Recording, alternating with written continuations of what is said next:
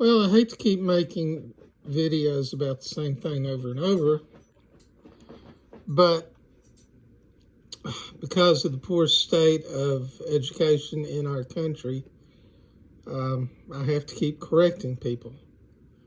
So, in my Twitter profile, I've got a picture of Robert E. Lee, and I make the comment in my profile say something about how my picture of Robert E. Lee will trigger people.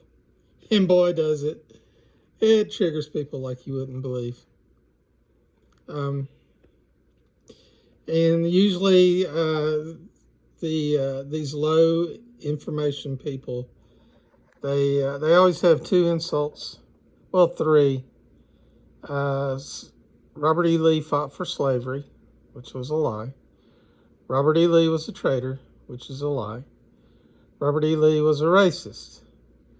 And by today's standards, yeah, he was racist, but everybody back then believed exactly like Robert E. Lee did. So everybody was a racist. He wasn't anything special.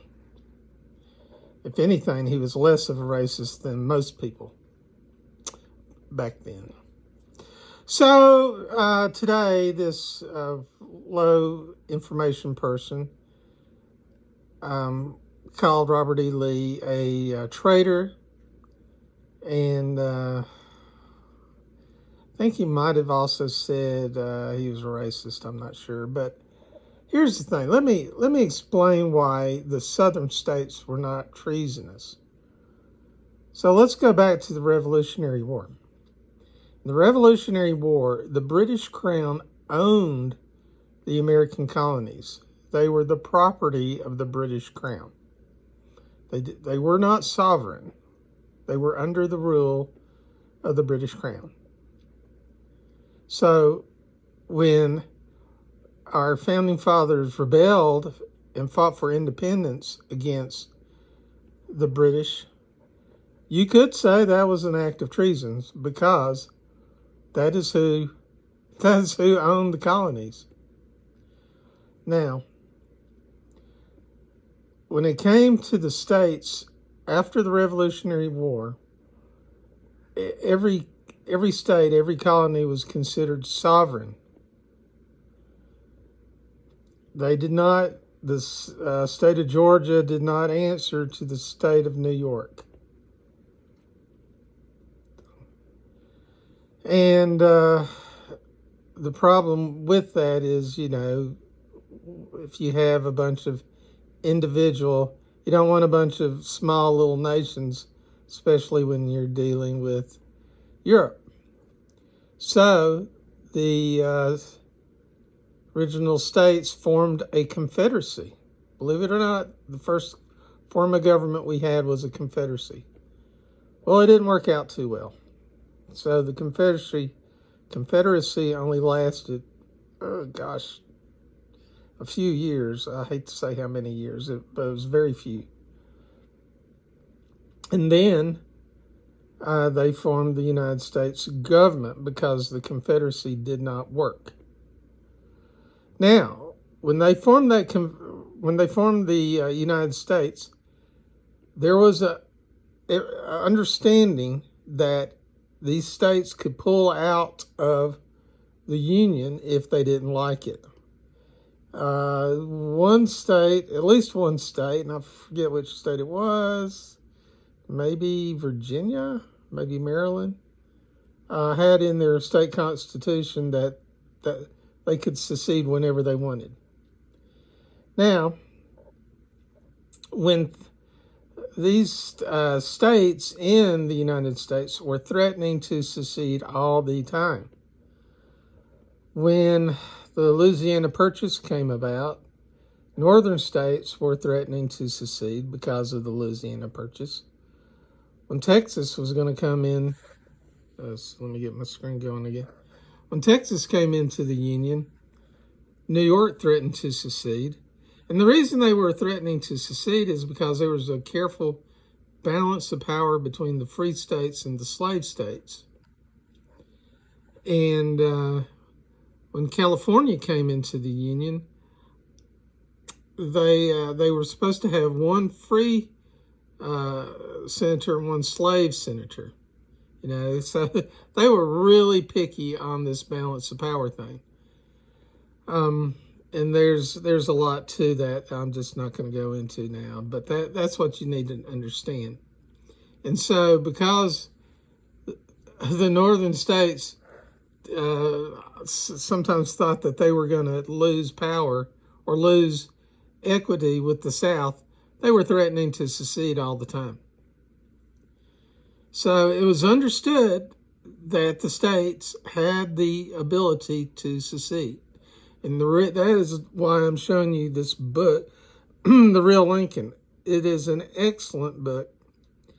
It will change your view of American history completely. It'll especially change your view of Lincoln. But in this book, they go over extensively about